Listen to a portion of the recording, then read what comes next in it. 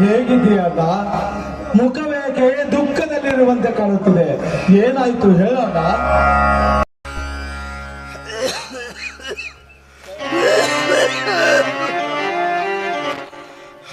ಕಣ್ಣೀರ ತಮ್ಮ ಆನಂದ,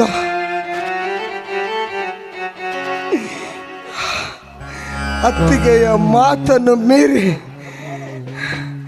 ಅಪವಾದ ಹೊರೆಯನ್ನು ನಿನ್ನ ಹಣಪಟ್ಟ ಕಟ್ಟಿದನಲ್ಲೋ ಆನಂದ. ಹೆಂಡತಿಯನ್ನೇ ನಂಬಿ ನಾನು ಮೋಸ ಹೋದೆ ಆನಂದ, ಮೋಸ ಹೋದೆ.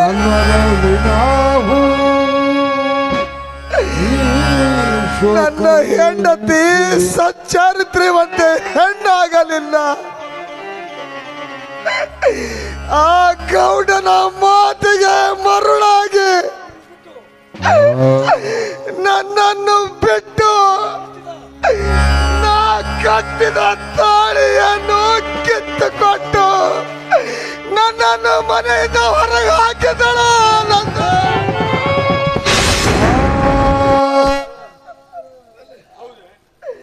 ಹೌದೇ, ಹೆಂಡತಿ ಆದವಳು ಬೇರೊಬ್ಬರ ಜೊತೆ ಚಕ್ಕಂದಾಡುದನ್ನು ಕಂಡಾರೆ ಕಂಡು ಅವರಿಬ್ಬರನ್ನು ಅಲ್ಲೇ ಕಡಿದು ರಕ್ತ ಕುಡಿದು ಸೇಡು ತೀರಿಸಿಕೊಂಡು ಬಂದಿದ್ದಾರೆ. ನೀನು ನಿಜವಾದ ಗಂಡೆಂದು ಅಭಿಮಾನ ಪಡುತ್ತಿದ್ದೆ, ಆದರೆ ಅವರಿಗೆ ಹೆದರಿ ಹೇಡಿಯಾಗಿ ಬಂದಿದೆಯಲ್ಲೋ. ಆ ಹೆಣ್ಣಿನಿಂದ ನಿನಗಷ್ಟೇ ಅಲ್ಲ, ನಾವೆಲ್ಲರೂ ಈ ಸಮಾಜದಲ್ಲಿ ತಲೆ ತಗ್ಗಿಸಿ ಬದುಕಬೇಕಾಗುತ್ತದೆ.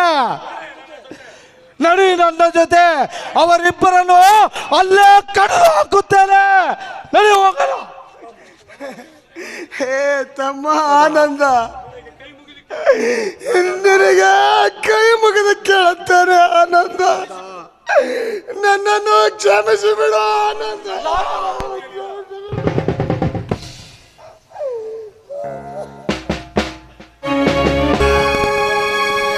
ಆನಂದ, ನಾನು ನಿನ್ನ ಜೊತೆ ಬರುವ ಸ್ಥಿತಿಯಲ್ಲಿಲ್ಲಪ್ಪ. ಅವರವರ ಪಾಪಕ್ಕೆ ಅವರೇ ಹೊಣೆಗಾರರೆಂಬಂತೆ ನಾನು ನಿಮ್ಮೆಲ್ಲರನ್ನು ಬಿಟ್ಟು ಹೆಂಡತಿ ಮಾಡಿದ ದ್ರೋಹಕ್ಕೆ ಆನಂದ ನಾನು ವಿಷ ಕೊಡ್ತೇನೆ ಕಣ.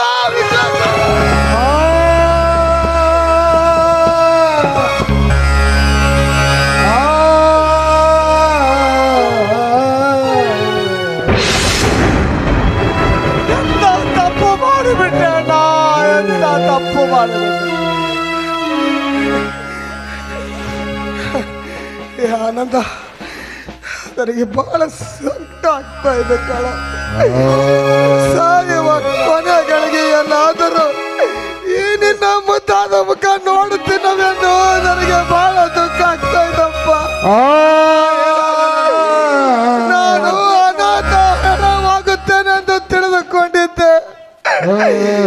ಕೊನೆಯದಾಗಿ ಒಂದೇ ಒಂದು ಆಶೆ ನೆರವೇರಿಸಿಕೊಡ್ತೀಯ ಆನಂದ.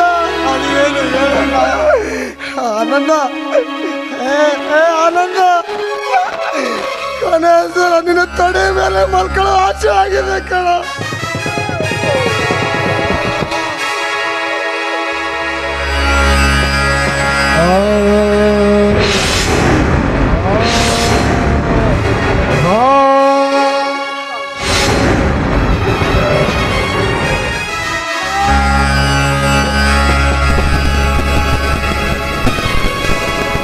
ಇದು ನೋಡು ವಿಧಿ ನೀನೆ,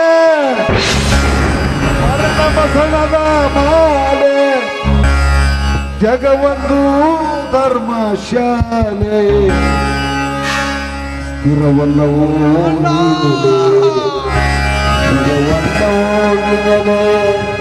ಸ್ಥಿರವಲ್ಲವೋ ಇಲ್ಲದೆ ಸ್ಥಿರವಲ್ಲವೋ ಈಗಲೇ.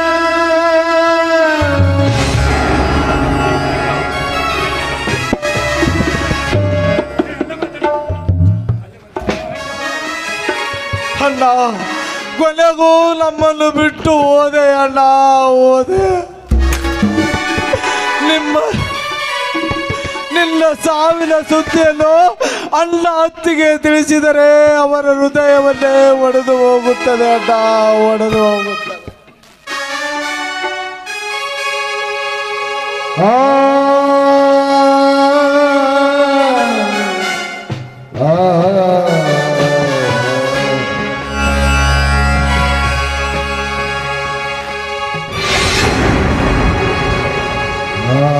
ಅಣ್ಣ, ನಿನ್ನ ಸಾವಿಗೆ ಕಾರಣದ ಆ ಸಾಹುಕಾರ ರುದ್ರ ಅವನೊಂದಿಗೆ ನೀಚ ಹೆಣ್ಣನ್ನು ಕಡಿದು ಸಮಾಪ್ತಿ ಮಾಡುವವರೆಗೂ ನಿನ್ನ ಆತ್ಮಕ್ಕೆ ಶಾಂತಿ ಸಿಗುವುದಿಲ್ಲ.